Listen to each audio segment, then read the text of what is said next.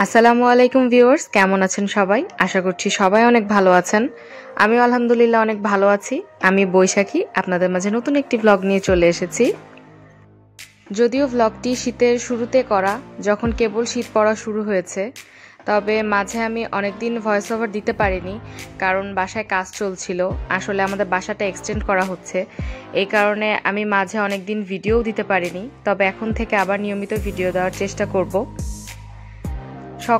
শীতের সকালের এই যে মিষ্টি একটা রোদ, এটার মজাটাই আসলে আলাদা। এই রোদটা এই রোদে বসার মজাটা কাউকে বলে বোঝানো যাবে না। তো আমাদের রুমে বেশ খানিকটা রোদ পড়েছে, রোদেই ছিলাম, তো ভাবলাম বাসার কাজ কিছুটা আপনাদের সাথে শেয়ার করি। কাজ এখনো কিছুটা বাকি আছে, কাজটা সম্পূর্ণ শেষ হলে আপনাদের সাথে আবারও শেয়ার করব। তো বাসায় কাজ হওয়া মানে, যাদের বাসায় কাজ হয় তারা বোঝেন, ধুলাবালি, শব্দ সবকিছু মিলিয়ে খুবই এক্সহস্ট একটা অবস্থা থাকে। তো এই কারণে মাঝখানে আমি অনেকদিন ভিডিও দিতে পারি নাই।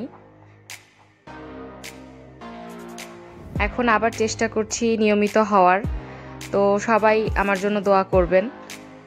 আর আজকে আমি আপনাদেরকে একটা শীতের রেসিপি করে দেখাবো, শীতের সবজি দিয়ে মাছ রান্না। শীতের সবজি আমার খুবই পছন্দ, সব ধরনের সবজি আমার খুবই ভালো লাগে শীতকালের। তো আজকে আমি রান্না করব শিম, আলু আর ফুলকপি দিয়ে মাছ। তো আমি এখানে ফুলকপি, শিম আর আলুগুলোকে কেটে ধুয়ে নিয়েছি। আর এখানে আমি ভেজে নিচ্ছি কিছু কাতলা মাছ। কাতলা মাছগুলোকে আমি বেশ কড়া করে ভেজে নিব, যেহেতু আমাদের বাসায় সবার কড়া ভাজা খুব পছন্দ। মাছ কড়া করে না ভাজলে কারোর পছন্দ হয় না। তো মাছগুলোকে আমি কড়া করে ভেজে নিয়েছি। আর তার সাথে আমি সরিষার তেলে সবজিগুলোকে হালকা ভেজে নিব। সরিষার তেলে সবজিগুলোকে ভাজলে আসলে খেতে খুব মজা লাগে।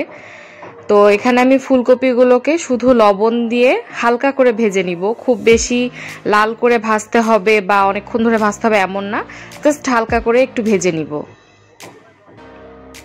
ফুলকপিগুলো আমার ভাজা হয়ে গিয়েছে, আমি এখন ফুলকপিগুলোকে তুলে ফেলবো। এরপর আমি একইভাবে আলুগুলোকেও ভেজে নিব।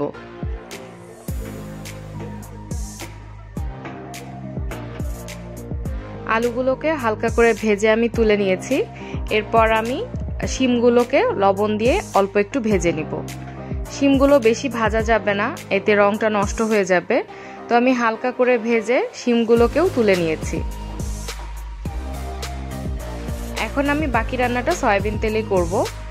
তো আমি এখানে পেঁয়াজগুলোকে হালকা করে ভেজে নিয়েছি। এখন ভাজা পেঁয়াজের মধ্যে আমি দিয়ে দিচ্ছি আদা রসুন বাটা আর পেঁয়াজ বাটা। এখন মশলাগুলোকে আমি ভালো করে কষিয়ে নিব। মশলাগুলোকে একটু কষানোর পর আমি এতে দিয়ে দিচ্ছি লবণ, হলুদের গুঁড়া আর মরিচের গুঁড়া। মরিচের গুঁড়াটা অপশনাল, আপনারা যারা খেতে চান না তারা নাও দিতে পারেন।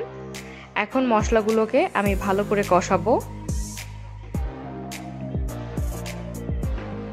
মশলাগুলোকে ভালো করে কষিয়ে নেওয়ার পর আমি এখানে একে একে সবজিগুলো দিয়ে দিব। আমি এখানে ফুলকপিটা পরে দিয়েছি, কারণ ফুলকপিটা আগে দিলে বেশি গলে যেতে পারে। তো আমি সবকিছু দেওয়ার পর ভালোভাবে একসাথে মিশিয়ে নিচ্ছি, যাতে মশলাটা সব দিকে একসাথে ভালোভাবে মিক্স হয়ে যায়। তো এভাবে খানিকক্ষণ আমি সবজিটা কষানোর পর এতে পরিমাণ মতো পানি দিয়ে দিব। যেহেতু মাছ দিয়ে রান্না হবে, তরকারিটা একটু ঝোল ঝোল হবে। তো আমি এখানে পানি দিয়ে দিয়েছি। এখন পানিটা ফুটে উঠলে তারপর আমি তরকারিটা ঢেকে কিছুক্ষণ রান্না করব। পানিটা আস্তে আস্তে ফুটে যাচ্ছে, আমি এই জন্য ঢাকনা দিয়ে দিলাম। এখন ঢাকনা দিয়ে আমি কিছুক্ষণ রান্না করার পর ঢাকনাটা তুলে দিয়েছি এবং এতে দিয়ে দিচ্ছি কিছু পাকা টমেটো। টমেটোটা দিলে রংটাও সুন্দর হয় আর খেতেও অনেক মজা লাগে। সাথে আমি দিয়ে দিয়েছি কাঁচামরিচ। এখন তরকারিটা আমি ভালো করে ফুটিয়ে নিব। তরকারিটা ফুটে ওঠার পর আমি এতে ভাজা মাছগুলো দিয়ে দিয়েছি। তরকারি যখন প্রায় হয়ে আসবে তখন আমি দিয়ে দিচ্ছি কিছু ধনেপাতা। এরপর কিছুক্ষণ ফুটিয়ে ঝোলটা গাঢ় হলে আমি তরকারিটা নামিয়ে নিয়েছি। তো রান্না হয়ে গিয়েছে ফুলকপি, শিম, আলু দিয়ে কাতলা মাছ। শীতকালের এই সবজিগুলো খাওয়ার খুব মজা, অনেকেই পছন্দ করেন আমি জানি। তো কেমন লাগলো রেসিপিটি আমাকে জানাবেন। আর সবাই ভালো থাকবেন। যারা এখনও আমার চ্যানেলটিকে সাবস্ক্রাইব করেননি প্লিজ সাবস্ক্রাইব করে দিবেন। দেখা হবে নেক্সট ভিডিওতে। আল্লাহ হাফেজ।